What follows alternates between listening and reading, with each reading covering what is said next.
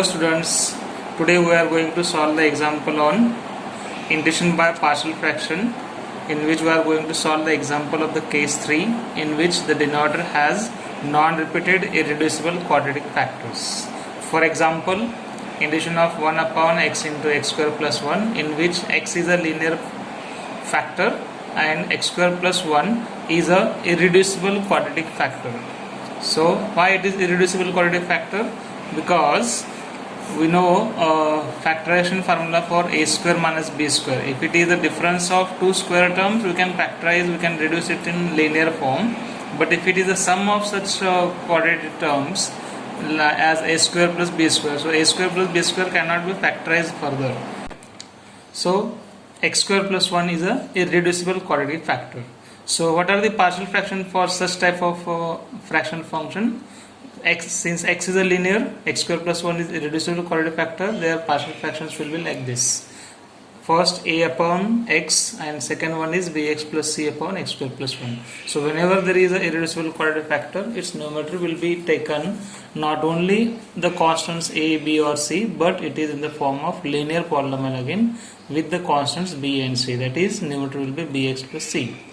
So this will be your equation number 1.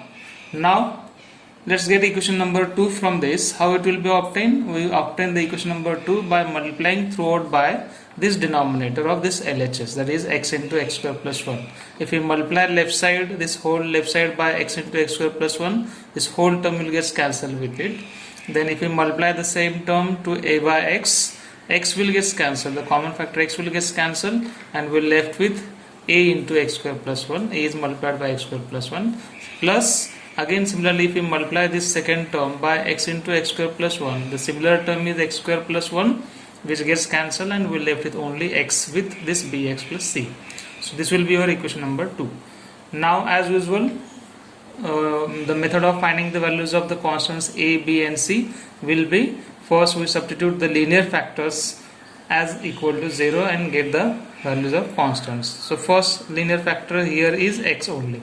So we substitute x equal to 0 in the equation number 2. So substituting x equal to 0, we have 1 equal to a into x square plus 1, so x is 0, so 0 square plus 1, plus b times x is 0, plus c is multiplied by 0 again. So this whole term is multiplied by 0, means this second term will be vanished and it will become 0. And now we left with this 0 square plus 1 is 1, so 1 into a is a, so we have the value of a equal to 1. We got one constant. Now the next step is to find the another values of another constants b and c. For that we don't have any linear factor again to put it as 0 and get the value of x. We have irreducible quadratic factors. So in such case, as we have seen in the second case, if we don't have any linear factor and one more constant is left to find its value, in that case we need to take any convenient value of x other than this value of x where we have taken. So we can take the values of x as small as possible. So here we have taken 0, now we can take a 1. So substituting x equal to 1 along with the value of constant a as 1 in the equation number 2 again. So what this gives us from equation 2? So 1 equal to a times, so a is 1, so 1 times value of x is 1, so 1 square plus 1, plus bx plus c, so x is 1 again, so b into 1 plus c is multiplied by x, so x is 1. So this gives us 1 square plus 1 2, 2 into 1 is 2, and here 1 is multiplied by b into 1 plus c, b into 1 is b plus c, so it is b plus c. So b plus c is equal to this 1 minus 2, 2 goes to this side, will become minus 2, we have minus 1. So here we are not getting any value of any constant of b and c, but we are getting equation in terms of b and c, that is b plus c equal to minus 1. Now we don't have any value of constants, so again we take any convenient value of x except these two values of x. Here we have taken x equal to 0, here we have taken x equal to 1, so other than this we can take x equal to minus 1. So along with this x equal to minus 1, we can substitute a equal to 1 also in the equation number 2. So what this gives us, again a left side is 1, here is a is 1, so minus 1 square plus 1 plus b times x is minus 1 plus c multiplied by x, that is minus 1. So it gives us 1 equal to minus 1 square is 1, 1 plus 1 is 2, is multiplied by 2 is 2, plus here minus 1 is multiplied 2, minus b into minus 1 is minus b plus c is multiplied by minus 1. So means we need to change the sign of this. Minus b will become plus b, plus c will become minus c. So again taking 2 to this side will become minus 2. So b minus c is 1 minus 2, that is minus 1. So we are again having equation in terms of b and c, that is b minus c equal to minus 1. So we have two equations in terms of b and c. We can solve them simultaneously to get their values. So just adding them, because here c is having equal and opposite sign. So b plus c equal to minus 1 and b minus c equal to minus 1. Plus minus c gets cancelled. B plus b is 2b, minus 1 is minus 2. So taken this 2 to this side will become minus 2 upon 2, which is minus 1. So the value of b equal to minus 1. So substituting this value of b in any one of these two equations, either b plus c equal to minus 1 or b minus c equal to minus 1.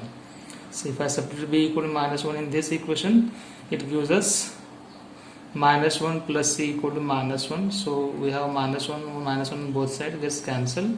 It gives us value of c equal to 0. You know this here.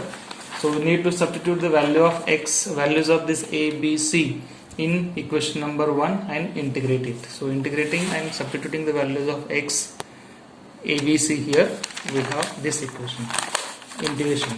So integration will be equal to a upon x plus bx plus c upon x square plus 1. So a is 1, b is minus 1 and c is 0. So we have equation, we have its integration as, apply separate integration for both. This minus 1 into x will become only minus x plus 0. This minus x plus 0 is minus x only. So 1 by x plus minus x upon x square plus 1. So taken minus sign outside, it will be minus of x by x square plus 1 dx. So we know integration of 1 by x as log of mod x plus c. So it gives us log of mod x minus. Now here I am multiplying divided by 2 to this. Why? Because this rational function is containing the term x in numerator and denominator is x square plus 1. So degree of numerator is less by 1 than the degree of denominator. So in that case